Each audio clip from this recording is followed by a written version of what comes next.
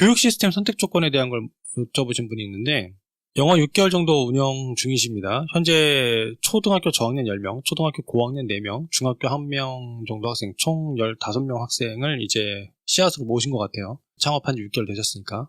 40평짜리 그냥 그러니까 칸막이 없는 상태 그냥 통짜 강의실을 쓰시는 것 같습니다. 공부방이신 것 같은데 1번, 기존의 스피킹 위주의 프로그램을 사용하고 계셨습니다. 아까 여기 질문에는 어떤 프로그램 사용한다고 얘기하셨는데 뭐 특정 브랜드를 제가 이제 여기서 공유할 수 없어서 그냥 이제 스피킹 위주의 어떤 프랜차이즈 프로그램을 쓰시던 게 있었는데 일단 그거를 해제하실 생각이고 다른 프로그램을 선택할까 하는데 다른 걸 하시게 되면 기존이 너무 스피킹 위주였으니까 이것저것 추가됐을 때 나머지 영역을 너무 애들이 낯설어하거나 어려워하지 않을까, 이탈률이 또 고민되시는 거죠. 근데 이제 여기서 복병이 뭐였냐면 수학 선생님이라고 얘기를 하셨습니다. 그래서 영어를 봐도 잘 모르겠어서 본인이 그나마 여기저기 보시면서 지금 고민 중인 프로그램 또 하나 있긴 하신데 그것도 얘기하셨는데 여기서 제가 공개하진 않을게요. 특정 프랜을 얘기할 수 없어서. 어쨌든 그래서 제가 이 질문을 들으면서 김동원님한테 물어보고 싶었던 질문은 이게 처음에 운영하시는 분들인 경우에 모든 것들을 다 세팅하고 셋업하고 하실 수 없으시니까 프랜의 힘을 빌리신다는 거죠.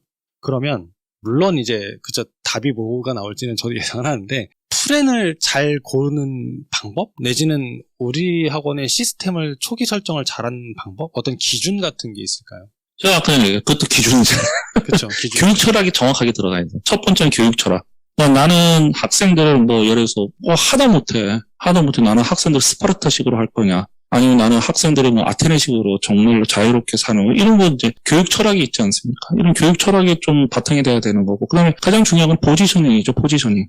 내가 초등 저학년을 중심으로 할 거냐, 초등 고학년을 중심으로 할 거냐, 중등으로 중심으로 할 거냐, 아니 고등을 중심으로 할 거냐, 수능을 중심으로 할 거냐, 이런 것이 있고, 그 다음에 예를 들어서 초등으로 할 거면 내가 말하기를 중심으로 할 거냐, 아니면은 4대 영역인데 4대 영역도요, 그것도 자기가 메인이 있습니다. 그렇죠. 말하기 중심으로 할 건지, 문법으로 중심으로 할 건지, 아니면은 얘네들도 초등을 예를 들어서 진학 중심으로 할 건지. 그렇죠. 그러니까 이런 것을 선생님이 먼저 정해줘야 돼요. 그러니까 제가 플랜으로 선생님의 철학을 맞추려고 하면 안 되십니다. 그러려면은 안 맞는 옷이 돼버리고 실패할 확률이, 프랜차이즈는 거기서 거의 다 실패를 하더라고요.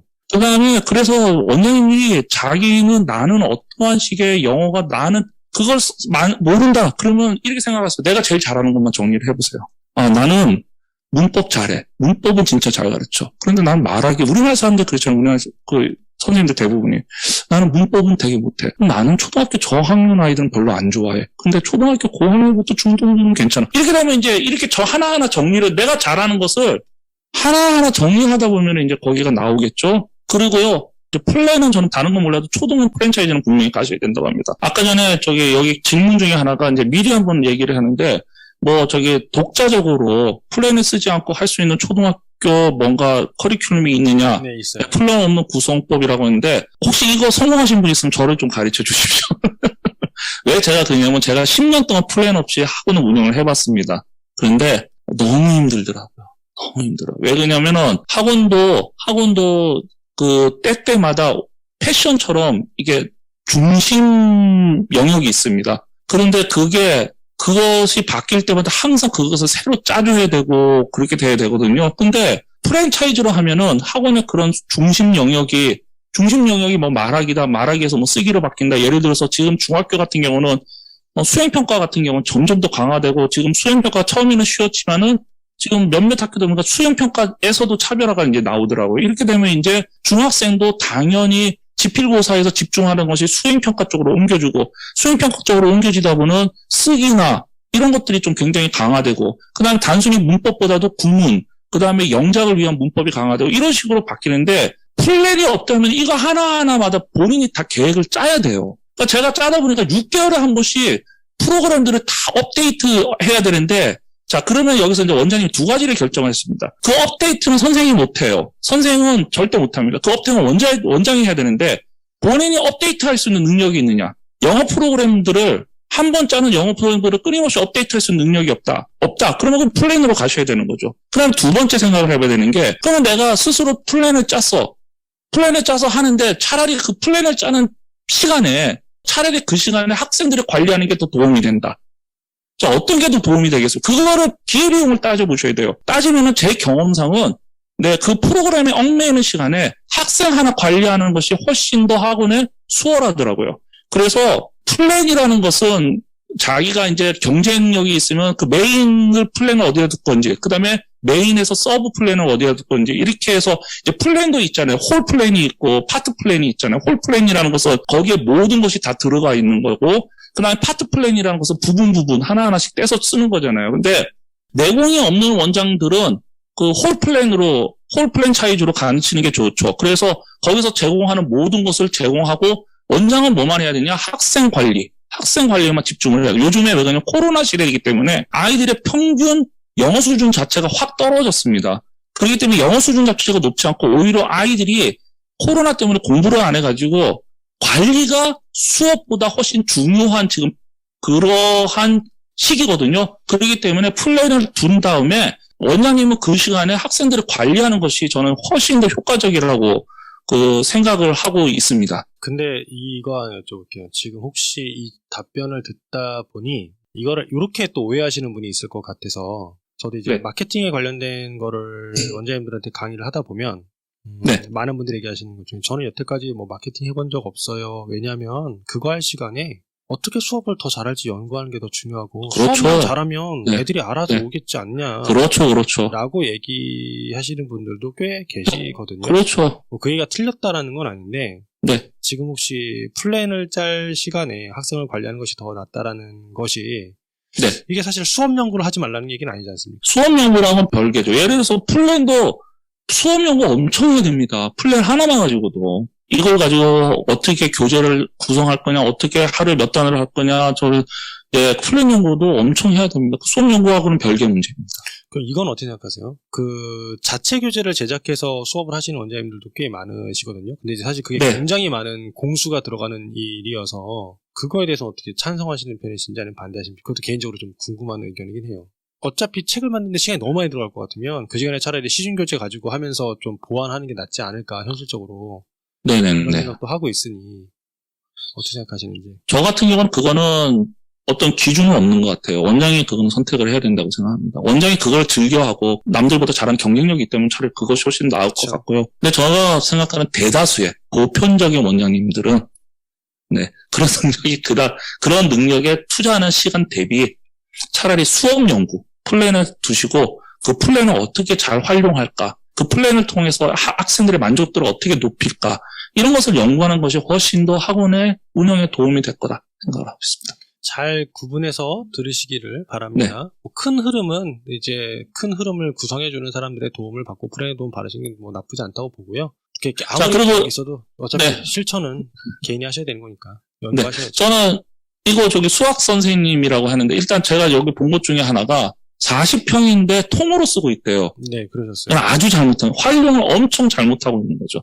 저도 이게 좀 칸막이라도 좀. 칸막이를 해야 되는데, 이제 칸막이 하더라도 이제 평수를 나눠야 되는데, 보통 교실 하나당 그 학생들 로테이션 했을 때 보통 30명에서 50명 정도 되잖아요. 그렇죠. 근데 학원의 운영마다 다르는데, 저희 학원 같은 경우는, 보니까 보통 30명에서 50명이니까 평수를 놔서 제가 볼 때 40평 정도면 교실만 한 4-5개를 뽑을 수 있는데, 반드시 이건 통으로 하면 안 됩니다.